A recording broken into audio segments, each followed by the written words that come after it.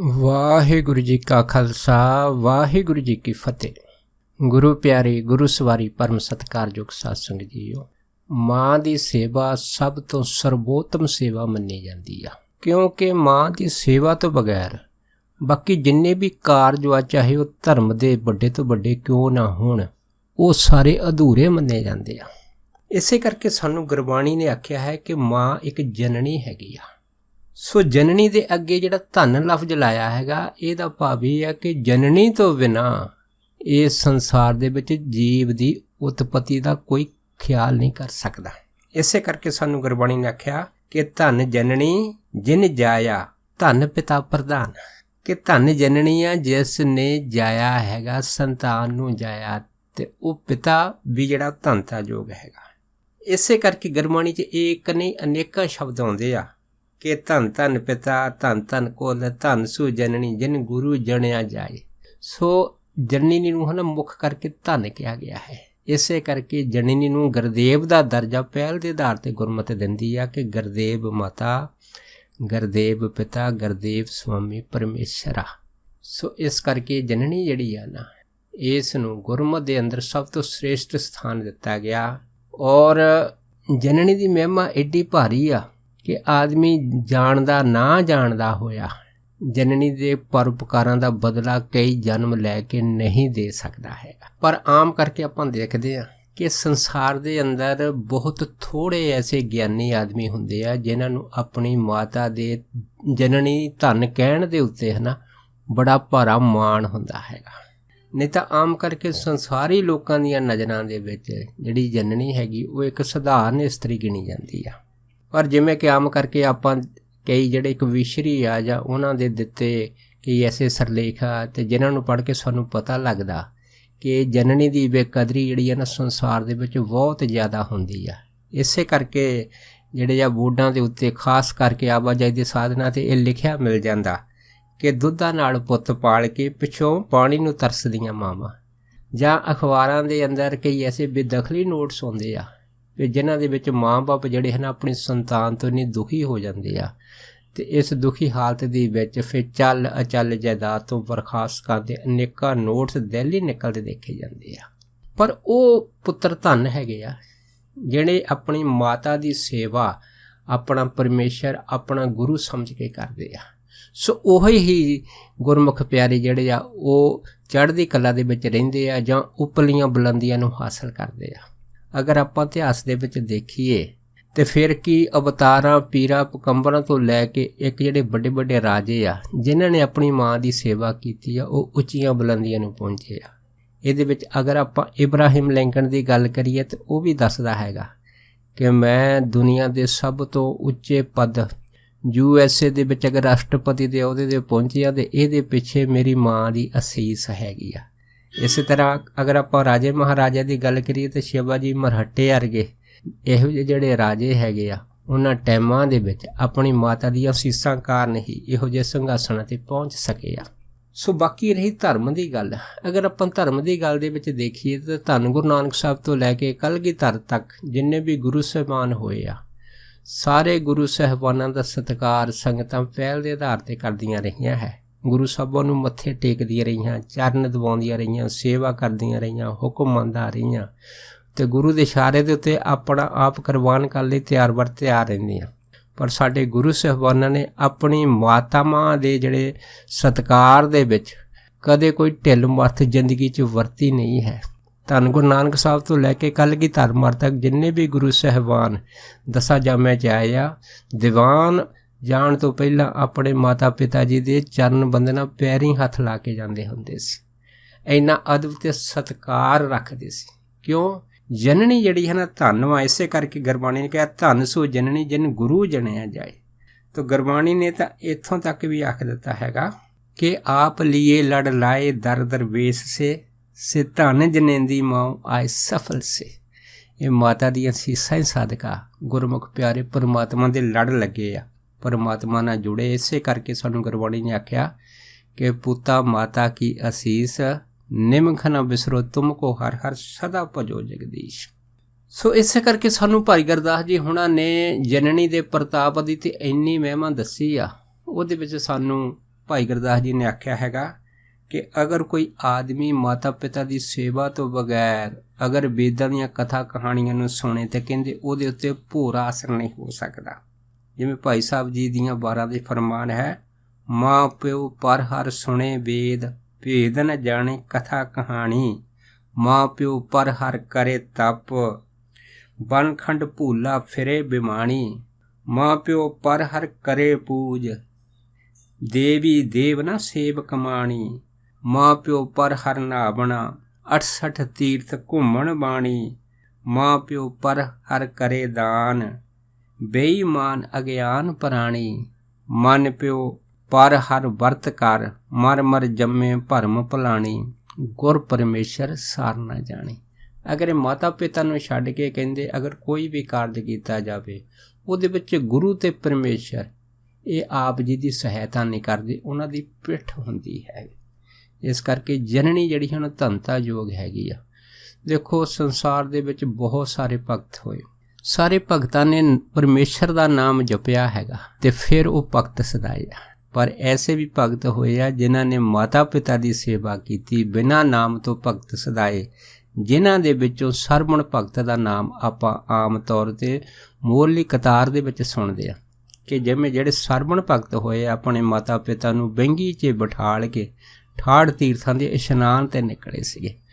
ਸੋ ਪਰਮੇਸ਼ਰ ਵੀ ਜਿਹੜੇ ਗੁਰਮੁਖ ਪਿਆਰੇ ਆਪਣੇ ਮਾਤਾ ਪਿਤਾ ਦੀ ਸੇਵਾ ਗੁਰੂ ਜਨ ਦੇ ਤੌਰ 'ਤੇ ਕਰਦੇ ਆ ਅਤੇ ਵਾਹਿਗੁਰੂ ਜਿਹੜਾ ਹੈ ਨਾ ਉਹਨਾਂ ਦੇ ਦਰਸ਼ਨ ਕਰਨ ਵਾਸਤੇ ਉਹਨਾਂ ਦੇ ਪਿੱਛੇ ਆਪ ਖੜਾ ਹੋ ਜਾਂਦਾ ਹੈਗਾ, ਉਹਨਾਂ ਨੂੰ ਪ੍ਰਤੱਖ ਦਰਸ਼ਨ ਦਿੰਦਾ। ਇਹ ਮਾਤਾ ਦੀ ਸੇਵਾ ਦਾ ਕਮਾਲ ਹੈ। ਸੋ ਇਸੇ ਕਰਕੇ ਅਜੋਕੇ ਯੁੱਗ ਦੇ ਵਿੱਚ ਜਿਹੜੇ ਕੋਈ ਗੁਰਮੁਖ ਪਿਆਰੇ ਸੱਜਣ ਹਨ ਉਹਨਾਂ ਨੇ ਇੱਕ ਸਾਲ ਦੇ ਵਿੱਚ ਦਿਨ ਕੱਢ ਦਿੱਤਾ ਹੈ। ਉਸ ਦਿਨ ਦਾ ਨਾਂ ਉਹਨਾਂ ਨੇ ਮਦਰ ਡੇ ਰੱਖਿਆ ਹੈਗਾ। ਸੋ ਮਦਰ ਡੇ ਦਾ ਮਤਲਬ ਕੀ ਆ, ਮਾਤਾ ਦੀ ਅਹਿਮੀਅਤ ਨੂੰ ਦਰਸਾਉਣ ਦਾ ਇੱਕ ਸੁਨੇਹਾ ਹੈਗਾ ਪੂਰੇ ਬੱਚਿਆਂ ਦੇ ਵਿੱਚ ਕਿ ਜਿਹੜੇ ਆਪਣੀ ਮਾਤਾ ਹੈਗੇ, ਪਿਤਾ ਜੀ ਹੈਗੇ, ਕਿਵੇਂ ਉਹਨਾਂ ਦਾ ਅਦਬ ਸਤਿਕਾਰ ਕਰਨਾ। ਕਿਉਂਕਿ ਅਜੋਕੇ ਸਮੇਂ ਦੇ ਵਿੱਚ ਜਿਸ ਰਫਤਾਰ ਦੇ ਨਾਲ ਜ਼ਿੰਦਗੀ ਤੇਜ਼ੀ ਨਾਲ ਵੱਧਦੀ ਆ ਅਤੇ ਇਸ ਦੇ ਵਿੱਚ ਕੰਮਾਂ ਕਰਨ ਦੇ ਰੁਝਾਨ ਇੰਨੇ ਵੱਧ ਗਏ ਆ ਕਿ ਆਮ ਕਰਕੇ ਜਿਹੜੇ ਲੋਕੀ ਹੈਗੇ ਆਪਣੇ ਮਾਤਾ ਪਿਤਾ ਦੇ ਪਾਸ ਬੈਠਣ ਉੱਠਣ ਦਾ ਉਹਨਾਂ ਪਾਸ ਸਮਾਂ ਵੀ ਨਹੀਂ ਮਿਲਦਾ ਹੈਗਾ। ਉਹ ਆਪਣੇ ਮਾਤਾ ਪਿਤਾ ਦਾ ਦੁੱਖ ਸੁੱਖ ਤਾਂ ਕੀ ਫੋਲਣਾ ਹੈਗਾ, ਉਹਨਾਂ ਦੇ ਪਾਸ ਜਾਣਾ ਵੀ ਕਈ ਵਾਰੀ ਪਸੰਦ ਨਹੀਂ ਕਰਦੇ ਕਿਉਂਕਿ ਉਹ ਆਪਣੀ ਜਿਹੜੀ ਲਾਈਫ ਆ ਇੱਕ ਤਰਫਾ ਜੀਉਣੀ ਚਾਹੁੰਦੇ ਆ। ਪਰ ਉਹ ਇਹ ਨਹੀਂ ਜਾਣਦੇ ਕਿ ਜਿਹੋ ਜਿਹੇ ਉਹ ਬੀਜਣਗੇ ਉਹੋ ਜਿਹਾ ਉਹ ਇਨਸਾਨ ਅੱਗੇ ਹੋ ਕੇ ਵੱਢਣਗੇ। ਸੋ ਜਿਵੇਂ ਅਗਰ ਕੋਈ ਲੜਕਾ ਲੜਕੀ ਇੱਕ ਦੂਜੇ ਦੀ ਸ਼ਾਦੀ ਦੇ ਪ੍ਰਤੀ ਵਚਨਬੱਧ ਹੈਗੇ ਆ ਤਾਂ ਭਾਈ ਉਹਨਾਂ ਦਾ ਜਿਹੜਾ ਪਹਿਲਾ ਵਚਨ ਹੈਗਾ ਉਹ ਹੈਗੇ ਮਾਤਾ ਪਿਤਾ ਦੇ ਆਗਿਆਕਾਰੀ ਹੋਣਾ। ਅਗਰ ਕੋਈ ਲੜਕਾ ਜਾਂ ਉਹਦੀ ਘਰਵਾਲੀ ਇਸ ਤੋਂ ਵਿਪਰੀਤ ਹੋ ਕੇ ਚੱਲਦੇ ਆ ਅਤੇ ਗਾਂਹ ਅੱਗੇ ਉਹ ਆਸ ਇਹ ਨਾ ਰੱਖਣ ਕਿ ਉਹਨਾਂ ਦੀ ਸੰਤਾਨ ਉਹਨਾਂ ਨੂੰ ਸੁੱਖ ਦੇਊਗੀ। ਕਿਉਂ? ਗੁਰਬਾਣੀ ਦਾ ਫਰਮਾਨ ਹੈ, ਜਿਹਾ ਬੀਜੇ ਸੋ ਲੂਣੇ ਕਰਮਾ ਸੰਧੜਾ ਖੇਤ। ਜਿਹੋ ਜਿਹਾ ਕੋਈ ਬੀਜੂਗਾ ਉਹੋ ਜਿਹਾ ਹੀ ਫਿਰ ਉਹਨੂੰ ਵੱਢਣਾ ਪੈਣਾ ਹੈਗਾ। ਇਸ ਕਰਕੇ ਭਾਈ ਗੁਰਮਤਿ ਦੇ ਅੰਦਰ ਅਗਰ ਕਿਸੇ ਨੇ ਜ਼ਿੰਦਗੀ 'ਚ ਸੁੱਖ ਲੈਣਾ, ਆਨੰਦ ਲੈਣਾ ਹੈਗਾ, ਆਪਣੀ ਜ਼ਿੰਦਗੀ ਦੀ ਬੁਝਾਰਤ ਨੂੰ ਬੁਲੰਦੀਆਂ 'ਤੇ ਪਹੁੰਚਾਉਣਾ, ਸਫਲ ਜੀਵਨ ਜੀਣਾ ਹੈ ਅਤੇ ਉਹਨਾਂ ਨੂੰ ਫਿਰ ਮਾਤਾ ਦੀ ਜਿਹੜੀ ਸੇਵਾ ਹੈਗੀ ਆ ਆਪਣੇ ਮਾਤਾ ਪਿਤਾ ਦੀ ਉਹ ਪਹਿਲ ਦੇ ਆਧਾਰ 'ਤੇ ਕਰਨੀ ਚਾਹੀਦੀ ਹੈਗੀ ਆ। ਸੋ ਜਿਹੜੇ ਆਪਣੀ ਮਾਤਾ ਪਿਤਾ ਦੀ ਸੇਵਾ ਤੋਂ ਖੁੰਝ ਜਾਂਦੇ ਆ ਨਾ, ਇਹੋ ਜਿਹੇ ਇਨਸਾਨ ਜਿਹੜੇ ਆ ਅਖੀਰ ਦੇ ਵਿੱਚ ਪਛਤਾਉਂਦੇ ਆ ਅਤੇ ਪਛਤਾਵੇ ਤੋਂ ਬਗੈਰ ਉਹਨਾਂ ਦੇ ਪੱਲੇ ਹੋਰ ਕੁਛ ਨਹੀਂ ਪੈਂਦਾ। ਜਿਵੇਂ ਆਪ ਸਾਰੀਆਂ ਸੰਗਤਾਂ ਜਾਣਦੀਆਂ ਕਿ ਇੱਕ ਸੱਜਣ ਨੇ ਹੈ ਨਾ ਬਹੁਤ ਵਧੀਆ ਜਿਹੜਾ ਸੀਗਾ ਇੱਕ ਲੇਖ ਲਿਖਿਆ ਸੀ ਉਹਨਾਂ ਸਮਿਆਂ ਦੇ ਵਿੱਚ। ਇਹ ਜਿਹੜਾ ਲੇਖ ਸੀਗਾ ਇਹ ਸਰਦਾਰ ਸੁਰਿੰਦਰ ਸਿੰਘ ਹੁਣਾਂ ਨੇ ਲਿਖਿਆ ਸੀਗਾ, ਜਿਹਦੇ ਵਿੱਚ ਉਹਨਾਂ ਨੇ ਆਪ ਇਹ ਦੱਸਿਆ ਸੀਗਾ ਕਿ ਜਦੋਂ ਉਹ ਸਕੂਲ ਦੇ ਵਿੱਚ ਪੜ੍ਹਦੇ ਹੁੰਦੇ ਸੀ ਅਤੇ ਉਹਨਾਂ ਦੀ ਜਿਹੜੀ ਮਾਤਾ ਸੀ ਉਹ ਇੱਕ ਅੱਖੋਂ ਕਾਣੀ ਹੁੰਦੀ ਸੀ ਅਤੇ ਇਸ ਲੇਖ ਦਾ ਨਾਂ ਵੀ ਉਹਨਾਂ ਨੇ ਇੱਕ ਅੱਖ ਵਾਲੀ ਮਾਂ ਜਿਹੜਾ ਸੀਗਾ ਉਹ ਦੱਸਿਆ ਸੀਗਾ। ਉਹਦੇ ਵਿੱਚ ਉਹਨਾਂ ਨੇ ਦੱਸਿਆ ਸੀਗਾ ਕਿ ਜਿਹੜੀ ਮੇਰੀ ਮਾਤਾ ਇੱਕ ਅੱਖੋਂ ਕਾਣੀ ਸੀਗੀ ਅਤੇ ਜਦੋਂ ਸਕੂਲ 'ਚ ਆਉਂਦੀ ਸੀ ਤਾਂ ਉਸ ਨੂੰ ਜਿਹੜੇ ਦੂਸਰੇ ਬੱਚੇ ਦੇਖ ਕੇ ਕਹਿੰਦੇ ਉਹ ਮਖੌਲ ਉਡਾਉਂਦੇ ਹੁੰਦੇ ਸੀ ਅਤੇ ਇਸ ਮਖੌਲ ਦੇ ਕਾਰਨ ਸੁਰਿੰਦਰ ਸਿੰਘ ਦੱਸਦੇ ਸੀਗੇ ਕਿ ਮੈਂ ਆਪਣੀ ਮਾਤਾ ਨੂੰ ਇਹ ਆਖਿਆ ਸੀਗਾ ਕਿ ਤੁਸੀਂ ਸਕੂਲ 'ਚ ਨਾ ਆਓ ਕਿਉਂਕਿ ਤੁਹਾਡੇ ਆਉਣ ਦੇ ਨਾਲ ਜਿਹੜੇ ਮੇਰੇ ਨਾਲ ਦੇ ਸਾਥੀ ਹਨ ਉਹ ਭੱਦਾ ਮਜ਼ਾਕ ਉਡਾਉਂਦੇ ਆ ਅਤੇ ਉਹ ਸਾਰੇ ਕਹਿੰਦੇ ਸਾਡੀਆਂ ਜਿਹੜੀਆਂ ਮਾਵਾਂ ਹੈਗੀਆਂ 2 ਅੱਖਾਂ ਵਾਲੀਆਂ ਖੂਬਸੂਰਤ ਆ ਅਤੇ ਤੇਰੀ ਮਾਂ ਦੀ ਅੱਖ ਵੀ ਇੱਕ ਆ ਅਤੇ ਦੂਸਰਾ ਉਹਦਾ ਚਿਹਰਾ ਜਿਹੜਾ ਭੱਦਾ ਹੈ। ਕਿਉਂਕਿ ਅਗਰ ਇਨਸਾਨ ਦੀ ਇੱਕ ਅੱਖ ਚਲੀ ਜਾਵੇ ਤਾਂ ਉਹਦਾ ਜਿਹੜਾ ਚਿਹਰਾ ਹੈਗਾ ਉਹ ਰੂਪ ਤੋਂ ਕਰੂਪ ਹੋਣਾ ਸੁਭਾਵਿਕ ਹੀ ਆ। ਪਰ ਕਿਉਂਕਿ ਕਹਿੰਦੇ ਜਿਹੜੀ ਮੇਰੀ ਮਾਂ ਇੱਕ ਵਾਲੀ ਸੀ, ਉਹਦੇ ਅੰਦਰ ਮਮਤਾ ਇੰਨੀ ਸੀਗੀ ਕਿ ਮੇਰੇ ਕਈ ਵਾਰੀ ਕਹਿਣ ਦੇ ਬਾਵਜੂਦ ਵੀ ਉਹ ਸਕੂਲ ਦੇ ਵਿੱਚ ਆਉਂਦੀ ਰਹੀ ਅਤੇ ਮੇਰੀ ਪੜ੍ਹਾਈ ਦਾ ਖਿਆਲ ਜਿਹੜੀ ਸੀ ਉਹ ਰੱਖਦੀ ਰਹੀ। ਉਸ ਤੋਂ ਬਾਅਦ ਕਹਿੰਦੇ ਮੈਂ ਸੋਚਿਆ ਵੀ ਚਲੋ ਸਕੂਲ ਲਾਗੇ ਹੈਗੇ, ਗਾਂ ਜਦੋਂ ਮੈਂ ਵੱਡਾ ਹੋਊਂਗਾ, ਗਾਂ ਕਿਤੇ ਹੋਰ ਪੜ੍ਹੂੰਗਾ ਅਤੇ ਮੇਰੀ ਮਾਤਾ ਆਉਣੋਂ ਹਟ ਜਾਊਗੀ। ਫਿਰ ਉਹ ਸੁਰਿੰਦਰ ਸਿੰਘ ਦੇ ਦੱਸਦੇ ਸੀਗੇ ਫਿਰ ਮਾਂ ਜੀ ਇਸ ਸਕੂਲ ਤੋਂ ਬਾਅਦ ਫਿਰ ਵੱਡੇ ਕਾਲਜ ਯੂਨੀਵਰਸਿਟੀ ਵਿੱਚ ਪੜ੍ਹਨ ਚਲੇ ਗਿਆ, ਪਰ ਮੇਰੀ ਮਾਤਾ ਵਿੱਚ ਵਿਚਾਲੇ ਉੱਥੇ ਵੀ ਪਹੁੰਚਦੀ ਰਹੀ। ਅਤੇ ਫਿਰ ਕਹਿੰਦੇ ਫਿਰ ਮੈਂ ਸੋਚਿਆ ਵੀ ਭਾਈ ਇਹ ਤਾਂ ਇੱਥੋਂ ਵੀ ਆਉਣੋਂ ਨਹੀਂ ਹਟਦੀ ਹੈਗੀ ਆ। ਅਤੇ ਫਿਰ ਕਹਿੰਦੇ ਵੀ ਮੈਂ ਮਨ 'ਚ ਇਹ ਆਖਿਆ ਕਿ ਆਪਣੀ ਮਾਤਾ ਤੋਂ ਦੂਰ ਰਹਿਣ ਵਾਸਤੇ ਮੈਨੂੰ ਕੋਈ ਨਾ ਕੋਈ ਜਿਹੜੀ ਆ ਸਕੀਮ ਵਿਉਂਤਬੰਦੀ ਕਰਨੀ ਪੈਣੀ ਆ। ਇਸ ਕਰਕੇ ਸੱਜਣ ਕਹਿੰਦੇ ਕਿ ਜਦੋਂ ਮੈਂ ਪੜ੍ਹਾਈ ਜਿਹੜੀ ਸੀ ਪੂਰੀ ਕੀਤੀ, ਮੈਂ ਦੂਰ ਦਰਾਡੇ ਕਿਤੇ ਜਾ ਕੇ ਨੌਕਰੀ ਕਰਨੀ ਸ਼ੁਰੂ ਕਰ ਦਿੱਤੀ ਅਤੇ ਆਪਣੀ ਮਾਤਾ ਨੂੰ ਵੀ ਜਿਹੜਾ ਇਸ ਚੀਜ਼ ਦਾ ਐਡਰੈਸ ਨਹੀਂ ਦੱਸਿਆ ਮੈਂ ਕਿੱਥੇ ਨੌਕਰੀ ਕਰਦਾ। ਜਿੱਥੇ ਕਹਿੰਦੇ ਮੈਂ ਨੌਕਰੀ ਕਰਦਾ ਸੀ ਉੱਥੇ ਇੱਕ ਮੇਰੀ ਲੜਕੀ ਦੇ ਨਾਲ ਗੱਲਬਾਤ ਹੋਈ ਅਤੇ ਉੱਥੇ ਹੀ ਮੈਂ ਆਪਣੀ ਮਾਤਾ ਤੋਂ ਚੋਰੀ ਵਿਆਹ ਕਰਾ ਲਿਆ। ਇਸ ਵਿਆਹ ਤੋਂ ਬਾਅਦ ਕਹਿੰਦੇ ਫਿਰ ਮੇਰੇ ਬੱਚਾ ਵੀ ਹੋ ਗਿਆ। ਜਦ ਬੱਚਾ ਹੋਇਆ ਅਤੇ ਇਸ ਤਰ੍ਹਾਂ ਕਹਿੰਦੇ ਫਿਰ ਘਰ ਗ੍ਰਸਤੀ ਚੱਲਦੀ ਰਹੀ ਅਤੇ ਮੈਂ ਮਨ 'ਚ ਖੁਸ਼ ਸੀਗਾ ਵੀ ਹੁਣ ਮੇਰੀ ਮਾਤਾ ਜਿਹੜੀ ਇੱਕ ਅੱਖੋਂ ਕਾਣੀ ਆ ਅਤੇ ਚਿਹਰਾ ਵੀ ਕਰੂਪ ਹੈ, ਹੁਣ ਮੇਰੇ ਮੱਥੇ ਕਦੀ ਨਹੀਂ ਲੱਗੂਗੀ। ਕਿਉਂਕਿ ਮੇਰੇ ਮੱਥਰ ਦੇ ਲੱਗਣ ਦੇ ਨਾਲ ਜਿਹੜੀ ਮੇਰੀ ਅੰਦਰਲੀ ਹੀਨ ਭਾਵਨਾ ਹੈਗੀ ਆ ਉਹਦੇ ਸਾਹਮਣੇ ਸੰਸਾਰ ਦੇ ਵਿੱਚ ਬਣੀ ਰਹਿੰਦੀ ਆ। ਅਤੇ ਇਸ ਕਰਕੇ ਸੁਰਿੰਦਰ ਸਿੰਘ ਕਹਿੰਦੇ ਸੀਗੇ ਕਿ ਮੈਂ ਹੁਣ ਆਪਣੀ ਜਿਹੜੀ ਗ੍ਰਸਤ ਜੀਵਨ ਦੇ ਵਿੱਚ ਅੰਦਰੋਂ ਖੁਸ਼ ਸੀਗਾ। ਪਰ ਅਚਨਚੇਤ ਸੁਰਿੰਦਰ ਸਿੰਘ ਜੀ ਦੱਸਦੇ ਸੀਗੇ ਕਿ ਇੱਕ ਵਾਰ ਮੈਨੂੰ ਮੇਰੇ ਨਗਰ ਦਾ ਇੱਕ ਆਦਮੀ ਮਿਲ ਗਿਆ ਅਤੇ ਕਹਿੰਦੇ ਜਦੋਂ ਮਿਲਿਆ ਹੈਗਾ ਤਾਂ ਉਹਨੇ ਮੇਰਾ ਹਾਲ ਚਾਲ ਪੁੱਛਿਆ ਅਤੇ ਉਹ ਕਹਿੰਦੇ ਉਹਨੇ ਇਹ ਵੀ ਦੱਸਿਆ ਕਿ ਤੇਰੀ ਮਾਂ ਜਿਹੜੀ ਆ ਤੈਨੂੰ ਮਿਲਣ ਵਾਸਤੇ ਬੜਾ ਤਾਵਲਾ ਰਹਿੰਦੀ ਆ, ਪਰ ਕਹਿੰਦੇ ਵੀ ਉਹਨੂੰ ਇਹ ਨਹੀਂ ਪਤਾ ਕਿ ਤੂੰ ਸ਼ਾਦੀ ਕਰ ਲਈ, ਵਿਆਹ ਕਰ ਲਿਆ ਚੋਰੀ, ਤੇਰੇ ਬੱਚਾ ਵੀ ਹੋ ਗਿਆ ਹੈਗਾ। ਫਿਰ ਕਹਿੰਦੇ ਵੀ ਖੈਰ ਉਹ ਜਿਹੜਾ ਪਿੰਡ ਦਾ ਬੰਦਾ ਸੀਗਾ ਮੈਨੂੰ ਕਹਿੰਦੇ ਮਿਲ ਕੇ ਚਲਾ ਗਿਆ। ਉਸ ਨੇ ਜਾ ਕੇ ਪਿੰਡ ਜਾ ਕੇ ਮੇਰੀ ਮਾਤਾ ਨੂੰ ਦੱਸਿਆ ਵੀ ਤੇਰਾ ਲੜਕਾ ਫਲਾਣੇ ਸਥਾਨ ਦੇ ਉੱਤੇ ਰਹਿੰਦਾ ਹੈਗਾ ਅਤੇ ਉੱਥੇ ਨੌਕਰੀ ਕਰਦਾ, ਉੱਥੇ ਉਹਨੇ ਸ਼ਾਦੀ ਵੀ ਕਰ ਲਈ ਹੈ ਅਤੇ ਇੱਕ ਲੜਕਾ ਵੀ ਆ।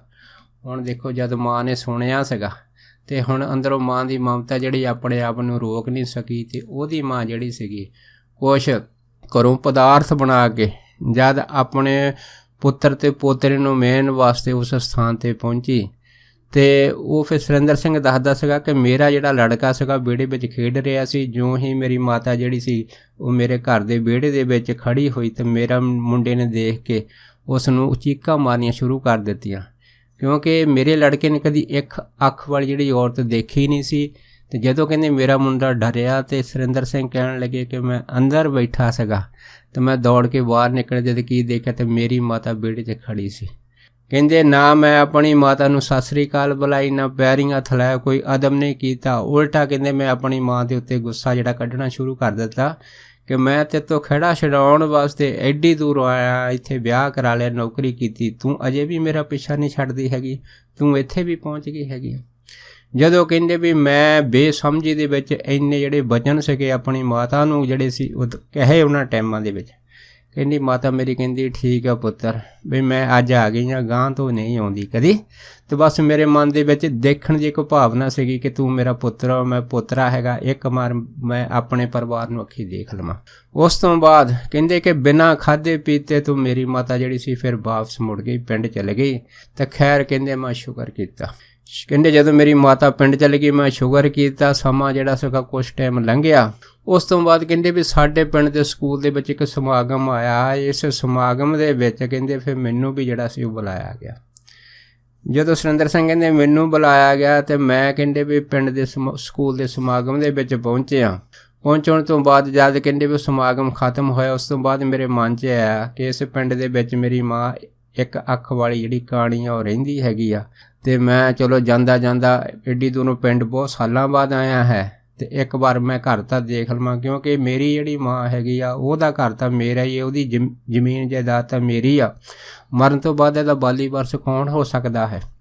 ਇਹ ਸੋਚ ਕੇ ਸੁਰਿੰਦਰ ਸਿੰਘ ਕਹਿੰਦੇ ਵੀ ਜਦੋਂ ਮੈਂ ਘਰ ਪਹੁੰਚਿਆ ਅਤੇ ਕਹਿੰਦੇ ਮੈਂ ਕੀ ਦੇਖਿਆ ਵੀ ਘਰ ਜਿਹੜਾ ਸੀਗਾ ਅੱਧਾ ਖੁੱਲ੍ਹਾ ਅਤੇ ਅੱਧਾ ਬੰਦ ਸੀਗਾ। ਅਤੇ ਕਹਿੰਦੇ ਗਵਾਂਢੀ ਸੱਜਣ ਆਏ ਅਤੇ ਉਹਨਾਂ ਨੇ ਕਹਿੰਦੇ ਮੈਨੂੰ ਆ ਕੇ ਦੱਸਿਆ ਕਿ ਤੂੰ ਬਹੁਤ ਲੇਟ ਆਇਆ, ਇੱਕ ਹਫ਼ਤਾ ਪਹਿਲਾਂ ਤੇਰੀ ਮਾਂ ਜਿਹੜੀ ਚੜ੍ਹਾਈ ਕਰ ਗਈ ਆ ਅਤੇ ਉਹਦਾ ਜਿਹੜਾ ਕਿਰਿਆ ਕਰਮ ਹੈਗਾ ਕਹਿੰਦੇ ਵੀ ਅਸੀਂ ਮੁਹੱਲੇ ਪਿੰਡ ਵਾਲਿਆਂ ਨੇ ਪਹਿਲਾਂ ਉਹਦਾ ਕਰ ਦਿੱਤਾ ਹੈਗਾ।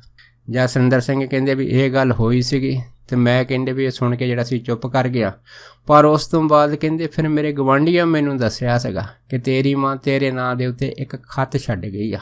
ਫਿਰ ਸੁਰਿੰਦਰ ਸਿੰਘ ਕਹਿਣ ਲੱਗੇ ਕਿ ਜਦੋਂ ਉਹ ਜਿਹੜੇ ਖੱਤ ਚਿੱਠੀ ਸੀਗੀ ਜਦੋਂ ਕਹਿੰਦੇ ਮੈਂ ਉਹ ਖੋਲ੍ਹ ਕੇ ਪੜ੍ਹੀ तो पढ़दे सारी कहते मेरे रोंगटे खड़े हो गए। ਉਹਦੇ मेरी माता ने ये दस्या सगा कि बेटा तू मैनू हमेशा जिहड़ा सगा वो अंदरों नफरत करदा रहिंदा सगा ते मेरे ते गुस्से हुंदा रहिंदा सगा, पर कहंदी मैं तू कदी मैनू ये नहीं पुछया कि हे माता भी तेरी एक जिहड़ी अख हैगी आ ये कहानी किवें होई आ, तू कदी अवसर जिंदगी च मौका नहीं दिता हैगा। कहंदी इहदे बारे मैं तैनूं दसदी हां, मैं पहलां तैनूं नहीं दस्सिया इहदे बारे, पर हुण मैं तैनूं इस चिट्ठी 'च दसदी हां क्योंकि मैनूं पता सीगा कि स्कूल 'च समागम आ और मेरियां जिहड़ियां आंदरां सीगियां ममता वो कहंदी सी वो ये कहंदियां सीगियां कि तूं स्कूल दे विच जरूर आवेंगा। इस करके कहंदी मैं चिट्ठी 'च लिख दिंदी हां कि जदों मैं ब्याही गई सीगी जिन्हां टाइमां दे विच उस टाइम दे विच मेरा चेहरा भी बहुत सुंदर सीगा, अखां भी बहुत सोहणीਆਂ सीगियां, पर इस तो बाद कहंदी भी जदों तेरा जन्म होया, जन्म होण तो बाद कहंदी एक दिन तू घर 'च खेलदा सीगा ते तेरे खेलदे हत्थां दे विच एक सलाई आई, एक तीला आया, वो तीला जिहड़ा सी तू अपनी अख दे विच जोर दे नाल मार लिया ते तेरी अख दे विचों जिहड़ी लहू दी धारा सी यकदम बह तुरी। उस तो बाद फिर कहंदे चिट्ठी दे विच सुरिंदर सिंह कहंदा जो मैं पढ़िया मैं हिल गया, तो फिर कहंदे मेरी माता ने दस्सिया कि मैं जल्दी दे नाल तैनूं हॉस्पिटल डॉक्टर दे कोल लै गई। जदों अख वाली डॉक्टर ने चैक किया उन्होंने कहा कि ये जख्म इन्ना डूंगा हैगा कि इहदी जिहड़ी नज़र हैगी आ वो तो पिछे जरूर आ, पर इहदे अख दा डेला फटन दे कारण ये हुण सारी उम्र देख नहीं सकदा। फिर कहंदे मेरी माता ने दस्सिया सीगा कि मैं डॉक्टर ने पूछा कि कोई इहदा हल हो सकदा हैगा। फिर कहंदे डॉक्टर ने टीम ने दस्सिया कि एक हल हो सकदा, अगर कोई आदमी अपनी अख इहनूं दान कर देवे है ना, तो फिर इहदी जिहड़ी नज़र हैगी आ वो उस अख दे थ्रू ये जिंदगी दे विच देख सकदा हैगा। फिर कहंदे मेरी माता ने चिट्ठी 'च ये लिखिया सीगा कि मैं होर कुछ ना जानदी होई डॉक्टर नूं कहती कि मेरा इको एक लड़का हैगा ते अगर इस संसार 'च काणा रहूगा, इहदी एक अख ना होगी तो किन्ना जिहड़ा हैगा वो जिंदगी दे विच इसनूं तकलीफ होगी, तो मैं इहदी माँ हैगी आ, इस करके मेरा पहला फर्ज बनदा हैगा, इस करके तुसीं मेरी एक अख कढ के मेरे बच्चे दी अख दे विच पा दिओ।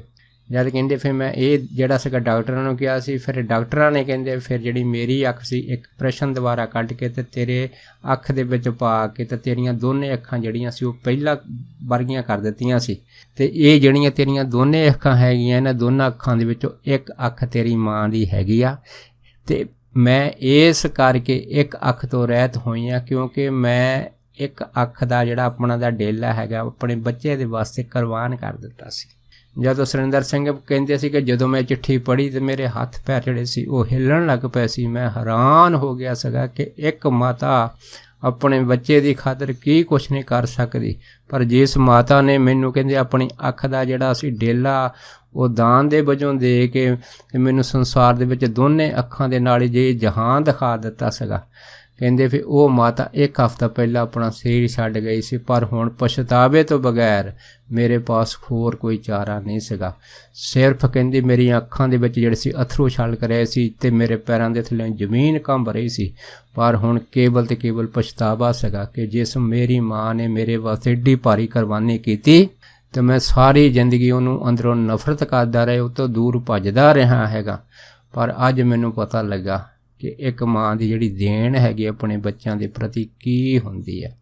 इस करके सानूं धन साहिब श्री गुरु ग्रंथ साहिब जी ने गुरबाणी दे विच दस्सिया हैगा कि धन सु जननी जिन गुरु जनिया जाए, कि वो जननी धनता जोग हैगी आ, धनता जोग हैगी आ जिन्हां ने इहो ਜਿਹੇ ਜਿਹੜੇ ਗਿਆਨਵਾਨ पुरुष संसार दे विच पैदा कीते आ, लेकिन अपनी जिहड़ी ममता सी अपने बच्चों के वास्ते कुर्बान कर दित्ती हैगी आ।